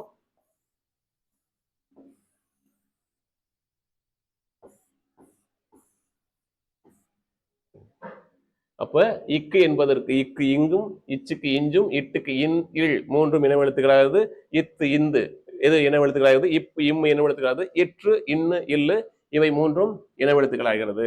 சரிதானா? நமக்கு கேள்விகள் வேற எதை கேட்டாலும் நம்ம தெளிவா செஞ்சிருவோம், சொல்லிடுவோம், விடை அளித்துருவோம். ஆனா அந்த இழுக்கும் இந்த எழுக்கும் சில நேரங்களில் தடுமாற்றம் வரும். இதை நினைவு வச்சுக்கிட்டா நம்ம தெளிவாய்க்கலாம். மிக மகிழ்ச்சி. இப்போ நம்ம பார்த்ததுல முதல் எழுத்துக்களை பார்த்திருக்கோம். முதல் எழுத்து பொறுத்தவரை முதல் எழுத்து எண்ணிக்கை அப்படின்னு பார்த்தா 30, வகைகள்னு பார்த்தா 2. வகைகளை பொறுத்தவரை உயிர் எழுத்து 12, மெய் எழுத்து 18. உயிர் எழுத்து வகைகள் 2, ஒன்னு குறில், இன்னொன்னு நெடில். குறில் 5, நெடில் 7. அதுக்கடுத்து சுற்றெழுத்து பார்த்தோம். சுற்றெழுத்துக்கள் எண்ணிக்கை 3, சுற்றெழுத்து வகைகள் 2 பார்த்தோம். அதுக்கடுத்து வினாவு எழுத்து பார்த்தோம். வினாவு எழுத்துக்கள் மொத்தம் 5. அதுல மொழிக்கு முதலில் வருவது, இறுதியில் வருவது, மொழிக்கு முதலில் வருவது, இறுதியில் வருவது நம்ம பார்த்து தொடர்ந்து அப்படி மெய்யெழுத்துக்கு போனோம். மெய்யெழுத்துடைய எண்ணிக்கை, மெய்யெழுத்துடைய வகைகள், அதுக்கடுத்து மெய்யெழுத்தினுடைய இனவெழுத்துக்களை பார்த்தோம். இப்ப சார்பு எழுத்துக்களை பார்க்கணும். இப்ப சார்பு எழுத்துனா என்ன அப்படின்னா, ஏன் சொல்றோம் சார்பு எழுத்து அப்படின்னா, சார்ந்து வரும் எழுத்து அப்படின்னு சொல்றோம். சார்ந்து வரும். ஏன் சார்ந்து வரணும்னா அது தனித்து இயங்கும் ஆற்றல்.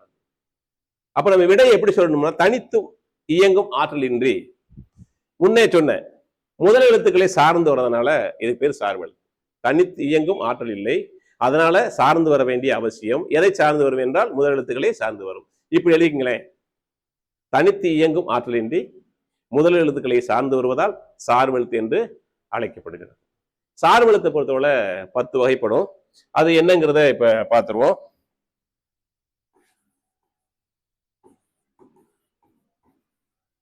சார்பெழுத்துகள். எப்பவுமே இந்த இடத்துல நமக்கு ஒரு தடுமாட்டம் வரும். இக்கு போட்டு எழுதுவோம் சார் எழுத்துக்கள்னு, அப்படி எழுதக்கூடாது. என்ன உகர அது எப்பவுமே வந்து இந்த உகரத்தை எடுத்து பன்மை விகுதி வரும்போது நம்ம கவனமாக பயன்படுத்த வேண்டும். சில இடங்கள்ல வரலாம், ஆனால் பெரும்பாலும் நம்ம எண்ணிக்கையை சொல்லுகிற பொழுது, எழுத்துக்களையோ வாழ்த்துக்களையோ சொல்லுகிற பொழுது இக் என்கின்ற வேற ஒற்று வரக்கூடாது. சரி, இப்ப சார்பு எழுத்துகள். சார்பு எழுத்துகள் 10. ஒன்னு வந்து உயிர் மெய், 2 ஆயுதம், 3 உயிர் அளபெடை, 4 ஒற்று அளபெடை, 5 குற்றிய லிகரம், 6 குற்றிய லுகரம், 7 ஐகார குறுக்கம், 8 ஔகார குறுக்கம், 9 மகர குறுக்கம், 10 ஆயுத குறுக்கம். இந்த 10 தான் சார்பு எழுத்துடைய வகைகள். இப்ப உயிர்மை அப்படிங்கிறது என்னன்னு பார்ப்போம். சார்பு எழுத்துக்கள்ல உயிர்மெய். உயிரும் மெய்யும் சேர்ந்தது உயிர்மெய், அவ்வளவுதான், வேற ஒண்ணும் கிடையாது. இப்ப நம்ம பார்த்தோம்னா இயல்பாவே என்ன அப்படின்னா உயிர்மெய், இது மெய் உயிர், இது சேரும்போது எப்படி எழுதுறோம்னா உயிர் மெய் சேரும்போது எப்படி எழுதுறோம்னா இக்கு இக் கூட்டல் அ எழுதும்போது இப்படி எழுதலாமா அப்படி ஒரு கேள்வி வரும். நல்லா கவனிங்க, இக் கூட்டல் அ இப்படி எழுதலாமா அப்படின்னு ஒரு கேள்வி வரும். இப்ப உயிர் மெய்ன்னு சொல்லும்போது ஏன் இந்த ரெண்டுடைய வடிவத்தை காட்டாம ஒரு வடிவத்தை காட்டுறோம் அப்படிங்கிற விஷயம் நம்ம தெரிஞ்சுக்கிட்டு கடந்து போனா நல்லா இருக்கும். இக் என்பது மெய், அ என்பது உயிர்.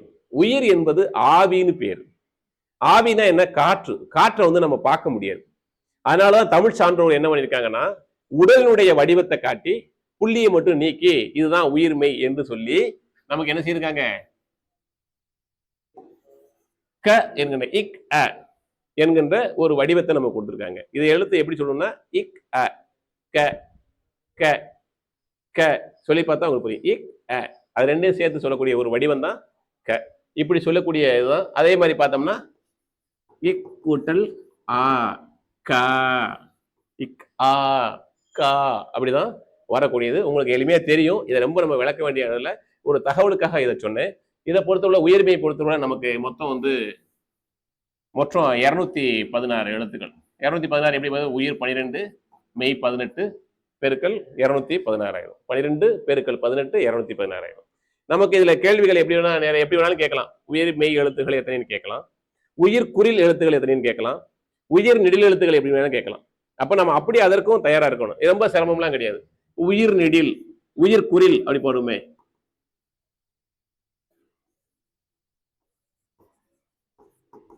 உயிர் குறில் எத்தனைன்னு ஒரு கேள்வி கேட்டா உயிர் எழுத்து எத்தனை? 12. உயிர் எழுத்து எத்தனை? 12. 12ல குறில் எழுத்து எத்தனை? 5. 5 பெருக்கல் 18 மொத்தம் 90 உயிர் குறில் எழுத்து. அதே மாதிரி உயிர் நெடில் நமக்கு நெடில் எழுத்து எத்தனை? 7. 7 பெருக்கல் 18 மொத்தம் 126. இப்படி நம்ம தெரிஞ்சு வச்சுக்கிட்டோம் அப்படின்னா நமக்கு தெரிய ஒருவேளை அப்படி கேள்விகள் பிரிச்சு கேட்டா கூட நம்ம தடுமாற்றம் இல்லாம தயக்கம் இல்லாம சொல்றதுக்கு எளிமையாக இருக்கும். அதுக்கடுத்து நம்ம பார்த்தோம் அப்படின்னா ஆயுதம் எழுத்து. ஆயுதம் அப்படிங்கிறது ஒரு தனி எழுத்தா இருக்கு. அதனால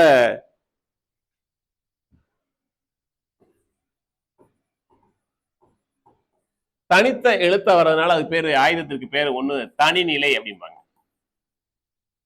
தனிநிலைன்னு ஒரு பேர் உண்டு. எழுத்து வடிவம் பாருங்க, எப்படி திருப்பினாலும் ஒரே மாதிரி அமைச்சுக்கலாம். இதை ஆயுதத்தை பொறுத்தவரை எப்படி திருப்பி போட்டாலும் அது ஒரே அமைப்புக்கு வந்தக்கூடிய ஒரு சிறப்பு வாய்ந்தது நம்ம ஆயுத எழுத்து. அது தனித்து வர்றதுனால தனிநிலை அப்படின்னு பேரு. 3 புள்ளிகளை உடையனால அதுக்கு முப்புள்ளி அப்படின்னு அழைப்பாங்க, முப்பார் புள்ளின்னு அழைப்பாங்க.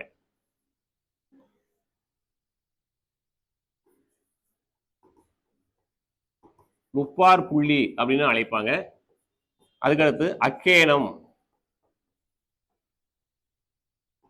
இப்படிலாம் அழைக்கப்படுவது உண்டு.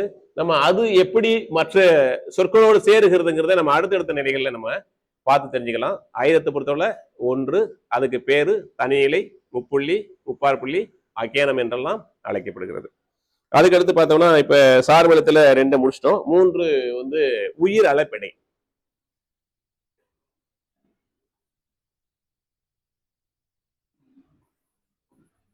உயிர்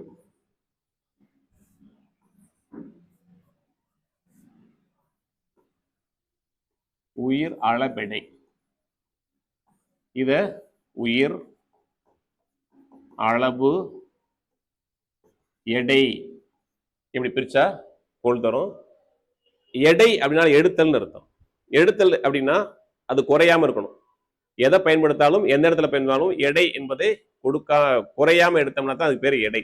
அதனாலதான் நம்ம எடை கற்கள் வரும்போது 1 கிலோ வைக்கிறோம் அப்படின்னா அதுக்கு 1 கிலோவுக்கு இணையான இன்னொரு பொருள் அங்கே வச்சாதான் அது சரியாக நிறைய பெறும். அது போலவே நம்முடைய இலக்கண முறைப்படி சில அளபெடைகள் நமக்கு வருது. உயிரளபெடை.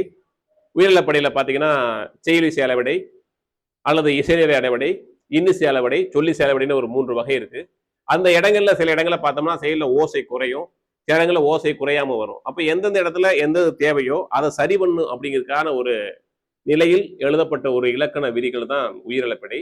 உயிரிழப்படை என்றால் என்ன அப்படின்னு ஒரு விளக்கம் கேட்டோம் அப்படின்னா இப்படி சொல்லிடலாம். செயலில் ஓசை குறையும் இடத்தோ அல்லது செயலில் ஓசை குறையாத விடத்தோ ஓசையை நிறைவு செய்வதற்காக அல்லது இனிய ஓசைக்காக உயிர் நெடிலெழுத்துகள் 7 உயிர் நெடிலெழுத்துகள் 7 தனக்குரிய 2 மாத்திரை அளவிலிருந்து 3 மாத்திரை அளவினதாக நீண்டு ஒலிப்பது உயிர் அளபெடை. புரியும் நினைக்கிறேன். உயிர் நெடிலெழுத்துகள் 7 தனக்குரிய 2 மாத்திரையிலிருந்து 3 மாத்திரையாக அளவெடுப்பது பேரு உயிர் அளபெடை. ஏன் அளவெடுக்கணும் அப்படின்னா செயலை ஓசை குறையும் இடத்து அல்லது குறையாத விடத்து இனிய இசைக்காக. நம்ம இதை பார்க்கும்போது ஒரு குறிப்பா என்ன தெரிஞ்சுக்கணும் அப்படின்னா, எந்த எழுத்து அளவெடுக்கிறதோ எந்த நெல் எழுத்து அளவெடுக்கிறதோ அதனுடைய குறில் எழுத்து அளபெடையாக வரும். இப்ப ஆ என்று ஒரு எழுத்து வருகிறது என்றால் அதன் அருகில் அ என்கின்ற குறில் எழுத்து அளவெடுத்து வரும். இப்ப நமக்கு தெரிஞ்சிருச்சு. ஈ என்றால் ஈ அளவெடுத்து வரும், ஊ என்றால் ஊ அளவெடுத்து வரும். இது நம்ம தெளிவாயிட்டோம். அப்ப ஐ வந்தா என்ன வரும் அப்படின்னு ஒரு கேள்வி வருது. ஔ வந்தா என்ன வரும் அப்படின்னு கேள்வி வரும்போது நம்ம இனவெழுத்தோட ஒப்பிட்டு பார்க்கணும், ஒலிப்பு முறைகளை ஒப்பிட்டு பார்க்கணும். ஐ வந்தா இ என்பது இனவெழுத்தாகவும், ஔ வந்தால் உ என்பது அளபெடையாகவும் வரும். அப்ப ஐ என்பதற்கு அளபெடை இ என்றும், ஔ என்பதற்கு அளபெடை உ என்றும் வரும். அதனால இதை நீங்க தெளிய வச்சுக்கிட்டாலே போதும். இப்ப இந்த உயிர் அளபெடையை பொறுத்தவரை 3 வகை. அதுல ஒண்ணு வந்து என்ன அப்படின்னா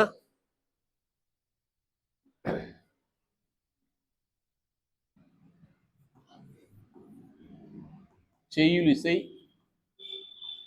அல்லது இசை நிறை அளபெடை. இசை நிறை அளபெடை இது செய்யுளிசை அளபெடைனா என்ன? ஒண்ணு ஆமா, அதை சொல்லி முடிச்சிடும். அதுக்கடுத்து 2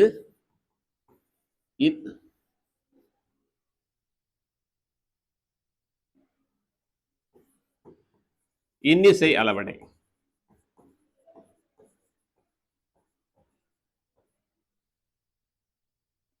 3 சொல்லிசை அளபெடை.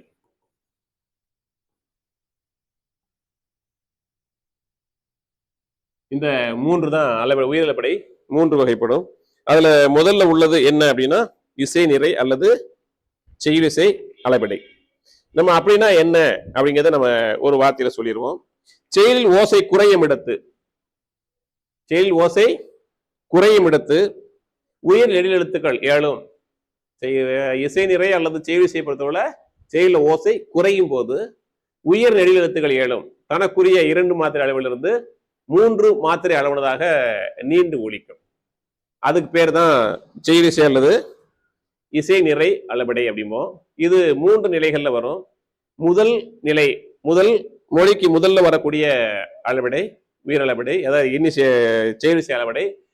மொழிக்கு இறுதியில் வரக்கூடியது, மொழிக்கு இடையில் வரக்கூடியது என்று 3 நிலைகள்ல வரும். 3 நிலைகள்ல வரும்.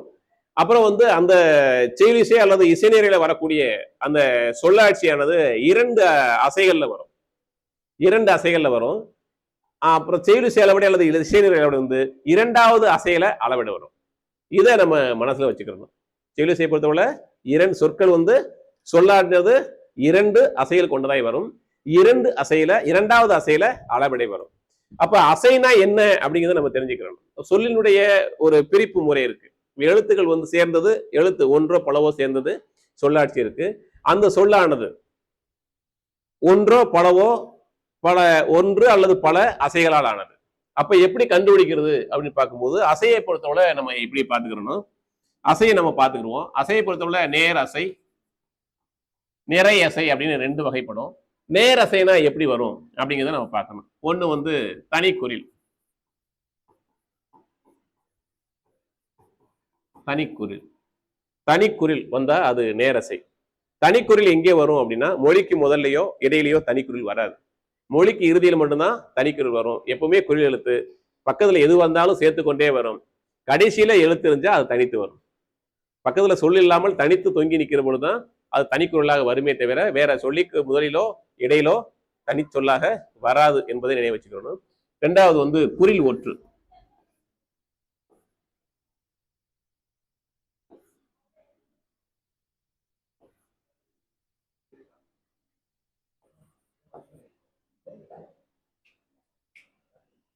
நேர் அசை அப்படின்னு எப்படி கண்டுபிடிக்கிறது அப்படின்னா, ஒரு எழுத்து தனித்து வந்தா அதுக்கு பேரு நேரசை. இப்ப பாருங்களேன், தனிக்குறில் நேரசை. அப்புறம் குறில் ஒற்று, குறில் ஒற்று நேரசை. தனிக்குறில் க எடுத்திருக்கேன், குறில் ஒற்று கள் எடுத்திருக்கேன். அதே மாதிரி தனி நெடில் நேரசை. நெடில் எப்பவுமே எந்த ஒரு குறில் எழுத்தோடோ நெல் எழுத்தோ சேராது. பக்கத்துல ஒற்று இருந்தா சேர்ந்து வரும். நெடில் எப்பவுமே வேற எந்த எழுத்தோடும் சேராது. ஆனா குறியில பொறுத்தவரை எந்த எழுத்தையாவது சேர்த்து எடுத்தா வரும். கடைசியில மட்டும்தான் தனியா வரும். அதை கொஞ்சம் நீங்க நினைவு வச்சுக்கிறோம். பாருங்க, தனி நெடில் நேரசை, நெடில் ஒற்று நேரசை. இப்போ நேரசை புரிஞ்சிச்சா? நேரசை புரிஞ்சிச்சு. நெடில பொறுத்தவரை தனியா தான் வரும், ஒற்று இருந்தா சேர்ந்து வரும். அதை மட்டும் நீங்க நினைவு வச்சுக்கணும். இப்படி வந்துச்சுன்னா இதுக்கு பேரு நேரசை. அதுக்கடுத்து நிறையசை அப்படின்னா என்னன்னு பார்த்துருவோம்.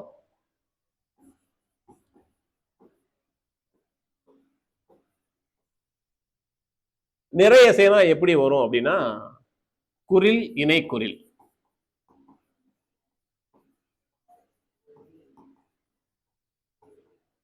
குறில் இணை குறில். ஒரு குறில் எழுத்தோடு இன்னொரு குறில் எழுத்து சேர்ந்து வந்துச்சுன்னா அதை 2வது எழுத்து இணை குறில் போகும்.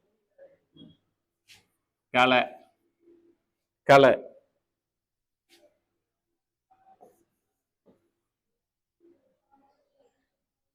அதே மாதிரி குறில் இணை குறில் ஒற்று வந்தாலும் நிறையசை தான். களம். குறில் இணை குறில் ஒற்று வந்தாலும் அது நிறையசை தான். அதே மாதிரி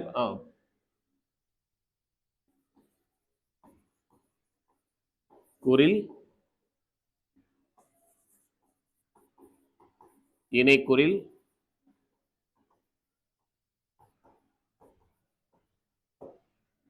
குறில் இணை குறில் ஒற்று நிறையசை. குறில் இணை நெடில் நிறையசை. குறில் இணை நெடில் ஒற்று நிறையசை. இப்படி வந்துச்சுன்னா இதெல்லாம் ஓரசை. ஒரு எழுத்துல வந்துச்சுன்னா அது பேரு நேரசை. ஒன்றுக்கு மேற்பட்ட எழுத்து வந்துச்சுன்னா அது நிறையசை அப்படின்னு கூட நீங்க நினைவு வச்சுக்கிறணும். இப்ப நம்ம சேதிக்கு போவோம். ஏன்னா இசை நிறை அளவடை அல்லது செயலிசை அளவடை 2 அசைகள் கொண்டதாய் வரும். அப்ப 2வது அசையில அளவடை வரும் அப்படின்னு சொன்னோம்.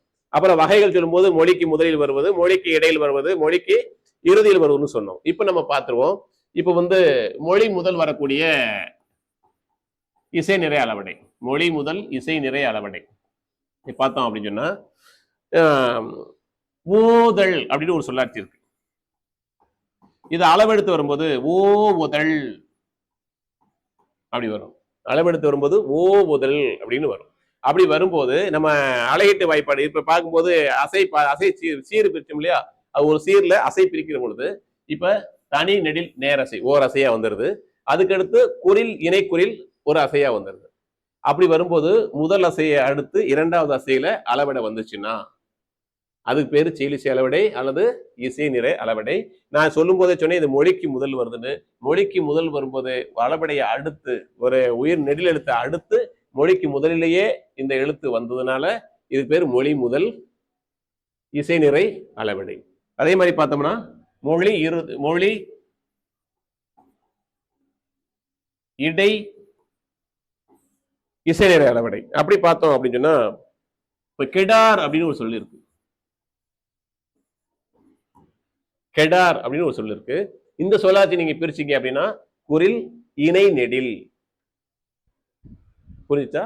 குரில் இணை நெடில்ங்கிறது ஒரு அசை, அர்ங்கிறது ஒரு அசை. இந்த கெடார் அப்படின்னு சொல்லும்போது இந்த ஒரு சொல் ஒரு அசைக்கு அடுத்து 2வது அசையில அளவிட வந்துருச்சு. இந்த சொல்லு இர் என்பதனால இர் இருப்பதனால இர் என்கிற ஒரு எழுத்துனால இது மொழிக்கு இடையில் வந்த அளவடை, மொழிக்கு இடையில் வந்த அளவடையாக நம்ம எடுத்துக்கொள்கிறோம். இதற்கு சார்ந்து கெடார் அல்லது கொடார் எப்படி வேணாலும் எடுத்துக்கலாம். அதே மாதிரி மொழிக்கு இறுதியில் வரக்கூடிய இசை நிறை அளவடை அப்படின்னு பார்த்தோம் சொன்னா மொழி இறுதி அளவடைக்கு எடுத்துக்காட்டோம் சொன்னா கொடா அப்படி வருது. இப்போ இது ஒரு அசை, இது 2வது அசை, 2வது அசையில அளவிட வந்திருக்கு. இது மொழியினுடைய இறுதியில வந்ததுனால இதுக்கு பேரு மொழி இறுதி இசை நிறை அல்லது செயலிசை அளவடை. புரிஞ்சுச்சா? செயலிசை அளவடை அல்லது இசை நிறை அளவடைனா 2 சீர்கள் கொண்டது வரும். 2வது அசையில அளவடை வரும். அதுக்கடுத்து பாத்தீங்கன்னா இன்னிசை அளவடை. இன்னிசை அளவடைங்கிறது செயல்ல ஓசை குறையாத விடத்தும் இன்னிசை அளவடை.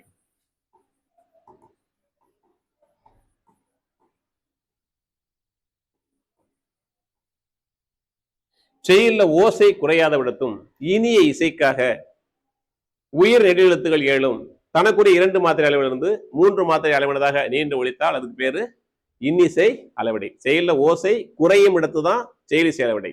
இன்னிசை அளவடை பொறுத்தவரை செயல்ல ஓசை குறையாம இருக்கு, ஆனா இனிய இசைக்காக அளவெடுக்குது. எது? உயிர் நெடுஎழுத்துக்கள் 7 தனக்குரிய 2 மாத்திரை அளவிலிருந்து 3 மாத்திரை அளவினதாக அளவெடுக்குது. இது எப்படி வச்சுக்கிறது அப்படின்னு பார்த்தோம்னா நினைவு வச்சுக்கிறது அப்படின்னா இது 3 சீர்கள் கொண்டதா வரும், 3 அசைகள் கொண்டதாய் வரும். 3வது அசையில அளவிட வரும். 3 அசைகள் கொண்டதாய் வரும். 3வது அசையில அளவிடை வரும். எப்படி பார்க்கலாம் அப்படின்னு பார்த்தோம்னா இப்ப எடுப்பதுவும் இப்படி ஒரு சொல்லாட்சி இருக்கு. பட்டினப்பாலை கேள்விப்பட்டிருப்போம். 10 பாட்டு நூல்கள்ல ஒண்ணு, 18 கீழ்கணக்கு நூல்ல 10 பாட்டை எடுத்தொகை அப்படின்னு 18 நூல்கள் உண்டு. அந்த 10 பாட்டுல ஒரு நூல் தான் பட்டினப்பாலை. இந்த பட்டினப்பாலையில புகார் நகரத்துடைய வணிக நேர்மையை சொல்லும்போது அருமையா சொல்லுவாங்க. கொள்வதுவும் மிகை கொள்ளாது, கொடுப்பதுவும் குறைபடாது, தமவும் பிறவும் ஒப்ப நாடி அப்படின்னு சொல்லுவாங்க. அடுத்தவங்க பொருளா இருந்தாலும் அதிகமா வாங்கக்கூடாது, தன்னுடைய பொருளை கொடுக்கும் போதும் குறைச்ச கொடுக்காது, அவன் பொருளா இருந்தாலும் நம்ம பொருளா இருந்தாலும் சரி ஒரே மாதிரியா பார்க்கக்கூடிய ஒரு வணிக நேர்மையை பட்டினப்பாலையில நம்ம பார்க்கலாம். அதுல ஒரு வார்த்தை வரும், கொள்வதுவும்.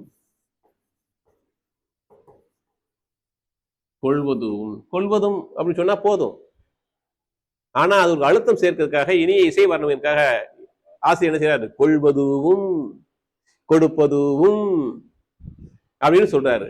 அப்ப இனிய இசைக்காக அளவெடுக்கும் போது அது 3 அசைகள் கொண்டதாய் வருது. பாருங்க, இப்ப நீங்க பாருங்களேன். கொள் குரில் ஒற்று ஓர் அசை.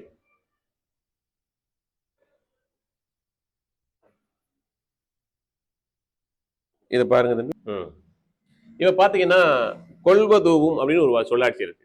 இதை நம்ம பிரிச்சம் பார்த்தோம்னா குரில் ஒற்று ஓரசை, குறில் இணை நெடில் ஓரசை, குறில் ஒற்று ஓரசை. 3 அசையா வருது. எங்கே அளவிட வந்திருக்கு? 3வது அசையில அளவிட வருது. இப்படி வந்துச்சுன்னா அது பேரு இன்னிசை அளவிடை. இப்ப இங்கே பார்த்தோமே, எடுப்பதுவும் குறில் இணை குறில் ஒற்று ஓரசை, குறில் இணை நெடில் ஓரசை, குறில் ஒற்று ஓரசை. இப்படி வரும்போது 3வது அசையில அளவிட வந்திருக்கு. இந்த மாதிரி செயல ஓசை குறையாத விடத்தும், அந்த செயலை அந்த வார்த்தைகளை அழுத்தம் தரும் விதமாக, அதை மேம்படுத்தும் விதமாக, உயர்த்தும் விதமாக கவியர் என்ன செய்வாரு? அளவிடைய பயன்படுத்துகிறாரு. அப்படி பயன்படுத்துகிற அளவிடை தான் இன்னிசை அளவிடை வரும். மறுபடியும் சொல்றேன், அது பிரிச்சோம்னா 3 அசைகள் கொண்டதாய் வரும். 3வது அசையில் அளவிடை வரும். அதுக்கடுத்து உள்ள அளவிடை வந்து சொல்லிசை அளவிடை.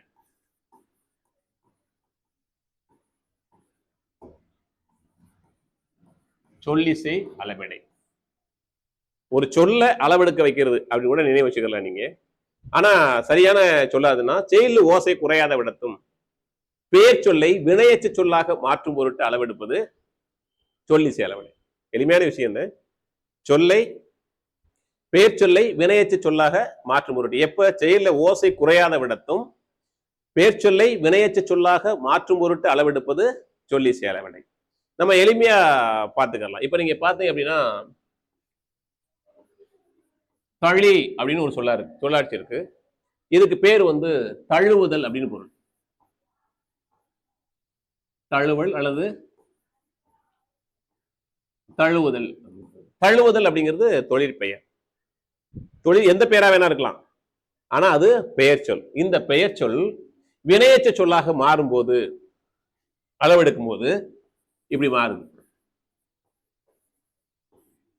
வினையச்ச சொல்லாக மாறும் பொழுது ஒரு அளவிடை வருகிறது. இதுக்கு பேர் தான் சொல்லிசை அளவிடை. புரிஞ்சுச்சா? அப்ப உயிரளவை பொறுத்து 3 வகைப்படும். ஒன்னு செயலிசை அளவிடை அல்லது இசைநிலை அளவிடை, இன்னொன்னு இன்னிசை அளவிடை, இன்னொன்னு சொல்லிசை அளவிடை. இசைநிலை அளவிடை அல்லது செயலிசை அளவை பொறுத்தவரை 3 வகையா பிரிக்கிறோம். அது மொழிக்கு முதலில், மொழிக்கு இறுதியில், மொழிக்கு இடையில் என்று பிரிக்கிறோம். அது 2 அசைகள் கொண்டதாக வரும். இன்னிசை அளவிடையை பொறுத்தவரை 3 அசைகள் கொண்டதாக வரும். செயல ஓசை குறையாமல் இருக்கும் போதும் இனிமைக்காக அளவெடுக்கும். சொல்லிசை பொறுத்தவரை பெயர் சொல் வினையச்சு சொல்லாக மாற்றும் பொருட்டு அளவெடுப்பது. இதுவரை கேட்டு ரசித்த அனைவருக்கும் நன்றியை தெரிவித்துக் கொள்கிறோம்.